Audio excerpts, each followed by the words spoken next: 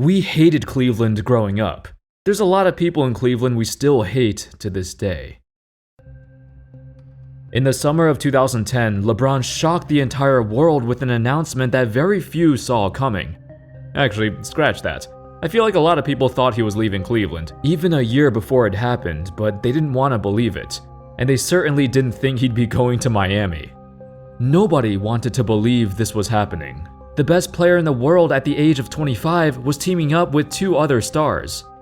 In hindsight, the shock factor doesn't seem as, well, shocking.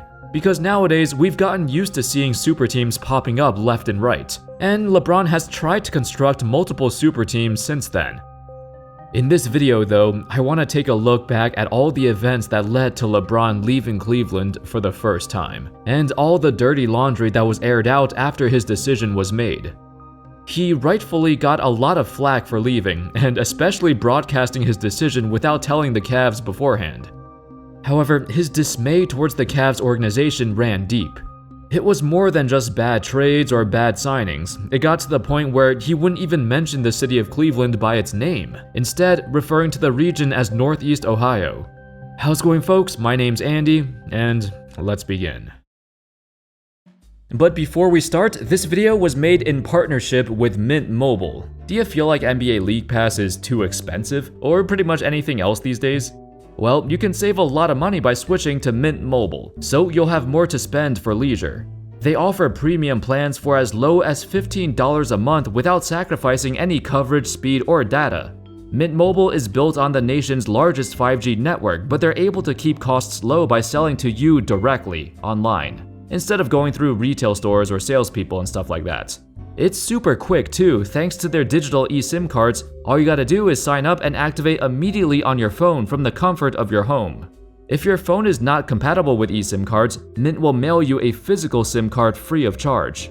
You can keep the same number and phone, only the service will change. When I used it, it was so quick and efficient. This entire process takes roughly 15 minutes. Every Mint Mobile plan includes unlimited talk and text, nationwide coverage, free mobile hotspot, and lightning-fast 5G.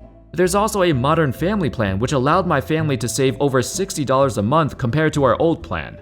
If you're interested, go to mintmobile.com/AndyHoops to get premium wireless for as low as $15 a month and use those savings to spend it on something you enjoy. To start things off, I'll give you the context on everything that led up to LeBron's departure. First, their roster. For 7 seasons, the Cavs have struggled to attract free agents to build around LeBron, and it was only shortly before he left when they were desperate enough to make a bigger effort to do so. Probably because they knew LeBron was about to be a free agent, and the organization needed some way to entice him to stay. I mean, just look at the 2008-9 roster that LeBron led to 66 wins. Their second and third best players were Mo Williams and a 33-year-old Zydrunas Ilgauskas. This team had no business winning 66 games. Without LeBron, they'd be fighting for the top pick in the lottery. In the conference finals, their loss to the Orlando Magic was heartbreaking. And it was only around this time when LeBron's frustrations were apparent. He needed help, and he wasn't getting it. Despite the Cavs' highly successful season, it was clear that everybody knew this was a one-man team. After the Game 6 loss to the Magic, all eyes were on LeBron, and this is how a sideline reporter described what he saw. LeBron James walked off the court, head down, brushing off a few pieces of confetti. He ignored the few taunts by Magic fans and took one last look at the crowd, without muttering a word. Rashard Lewis of the Magic said in his post-game interview, quote, "You need a total team effort to win. LeBron's a great player, but at the same time, you need more than one guy. You need 5 guys. You need guys coming off the bench." The hilarious thing is, this team was probably the best supporting cast LeBron has ever had, and it's still this bad. Just imagine how much worse it was in all those other years. For the series, LeBron averaged over 38 points, 8 rebounds, and 8 assists, and he had no help whatsoever. There were times when he was literally going 1 versus 5 because the rest of his teammates could not hit a shot. It was this loss that changed the course of his career. This loss made LeBron believe he could never win in Cleveland. And after 7 years, this is the team they surround him with? Fast forward a couple months, and in the 09 offseason, he was expected to re-sign an extension with the Cavs, but he opted not to. This was the first signal that he was probably gonna leave. He made it clear to the front office, if nothing changes, he will leave. In a desperate attempt to do whatever they can to keep LeBron, the Cavs acquired Shaq and Antoine Jamison, two players who were, well, way out of their prime, to say the least. The 37-year-old Shaq and the 33-year-old Jamison became major parts of the team, but when you have to rely on these guys at their age, it was kinda dicey. The fact that they instantly became the team's third and fourth best scorers, that says a lot, and not in a good way. Is this really the best they could do? It turns out not many free agents were willing to come to Cleveland, even to play with LeBron. It was a combination of the organization not doing enough recruiting, but also the city itself was not a desirable destination, especially if you're a multimillionaire. Despite having another phenomenal season, as the Cavs won 61 games, they would get knocked out early once again, this time to the Boston Celtics.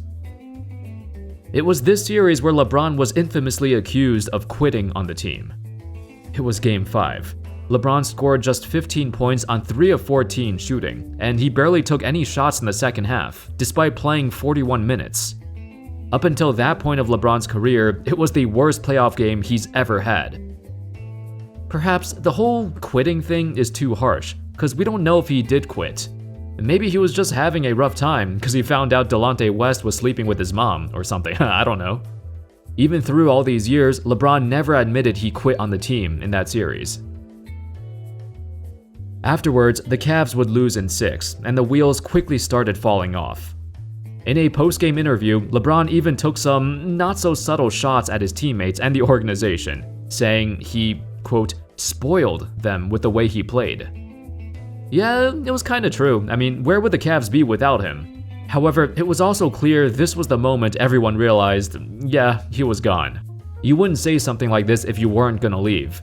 To add onto this, LeBron was not communicating at all with the team over the offseason. They had a feeling he would leave, but they didn't know his plans. They didn't know when he would confirm his departure, or at least talk to them about a new contract. They had no idea how to approach the summer because LeBron gave them no heads up about it. Alternatively, he scheduled a 1-hour live program on ESPN to announce his decision. Granted, as lackadaisical as the Cavs organization had been, the idea to broadcast his decision without even informing his team? That's still the wrong thing to do. He should have handled this more professionally. However, shortly after this happened, that's when everyone's true colors came out. The fans, who supported Bron since he came into the league, started burning his jerseys, even wishing death upon him and his family, and rooted against him whenever he came back in a Miami Heat jersey. Even those who didn't want to believe he quit on the team started to think he really did now. Maybe he had this plan all along and didn't tell anybody, so the fans felt betrayed. On the back of his mind, it was very likely that LeBron would have left Cleveland regardless of the outcome. A few months later, an interview with GQ magazine basically confirmed his hatred for Cleveland. Clevelanders, because they were the bigger city kids when we were growing up, looked down on us. So we didn't actually like Cleveland. We hated Cleveland growing up. There's a lot of people in Cleveland we still hate to this day. Of course, this didn't go without notice. Cavs owner Dan Gilbert was perhaps the most vocal out of everybody. On the same night of LeBron's decision, Gilbert was interviewed by the Associated Press and he laid it on him. Quote, "He has gotten a free pass. People have covered up for James for way too long. Tonight, we saw who he really is. He quit, not just in Game 5, but in Games 2, 4, and 6. Watch the tape. The Boston series was unlike anything in the history of sports for a superstar. Go back and look at the tape. How many shots did he take? It's not about him leaving, it's the disrespect. It's time for people to hold these athletes accountable for their actions. Is this the way you raise your children? I've been holding this all in for a long time." Yikes, there's a lot to unpack here. Gilbert's frustrations are rational, because, LeBron was basically the entire Cleveland economy at that time. According to Forbes, the value of the Cavs franchise dropped from $476 million to $355 million overnight, after LeBron's decision to go to Miami. There's no reason to go out and blast him in public, though. This was followed up by the infamous letter written in Comic Sans. Most people didn't want to take either side. To be honest, neither of them acted like actual adults. Both Gilbert and LeBron were immature in going back and forth like this. It was a tense time for everyone. The hatred towards LeBron wasn't just in Cleveland either. The entire league despised the way he handled it, the way he created this super team. That's why, in the 2011 finals, so many people cheered for him to fail.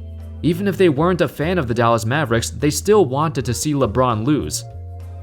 LeBron did lose, but eventually he would capture the championship, which has eluded him for his entire career.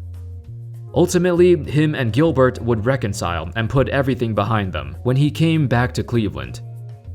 Overall, LeBron's story in Cleveland came to a close on a positive note, as he did bring them their first championship in franchise history, and Cleveland's first major title in any professional sport since 1964, when the Browns won it. Anyway, that's all folks. It's been a while since LeBron left Cleveland for the first time, and many current younger NBA fans weren't around to see it. I've truly never seen a player get so much hate on a worldwide scale. When Kevin Durant left OKC to join the Warriors, that was pretty bad too, but it was still nowhere near the same level as the reaction to LeBron joining Miami. The entire story of the following season was all about LeBron and the Heat. Every little detail of his game was scrutinized. It was certainly a tumultuous time for the NBA.